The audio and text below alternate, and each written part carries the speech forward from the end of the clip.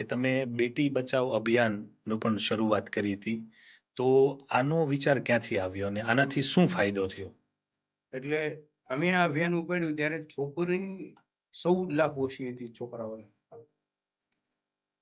એટલે કોઈ વિસ્તારમાં 1000 છોકરા જન્મે તો 700 છોકરીઓ જન્મે હતી, કોઈમાં 800. એટલે અમે સ્ટડી કરી અને પાણી બચાવની સાથે સાથે બેટી બચાવો અભિયાન. તો બેટી બચાવો અભિયાન તો ઉપાડ્યું, પણ એ વખતે ભ્રૂણ હત્યા બધા સહેલાઈથી સમજી નતા શકતા. એટલે આખા ગુજરાતમાં એક મેસેજ થાય એવા કાર્યક્રમની ડિઝાઇન કરી, બેટી બચાવો મહાલાડુ 2006. બેટી બચાવો મહાલાડુ એ હતો કે 2,52,000 ઘરેથી એક મુઠ્ઠી અન્ન અને જળ એકઠું કર્યું, અને એમાંથી 35 ફૂટ ઊંચો 65 બાય 65 નો 15,000 મણ બુંદીનો લાડુ બનાવ્યો, બેટી બચાવો મહાલાડુ.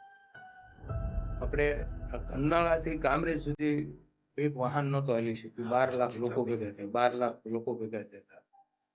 અને 7 મંચ હતા, 7 મંચ ઉપર 1400 આગેવાન. આ ઐતિહાસિક બેટી બચાવો મહાલાડુનું મહાપૂજન થયું, આરતી થયું, અને બધાએ 2,52,000 ઘરના ઘરેથી કણ આવેલું હતું, એમાંથી લાડુ બન્યું હતું. બધાએ શપથ એ કણની સાક્ષીમાં લીધા કે અમે કદી કન્યા નથી.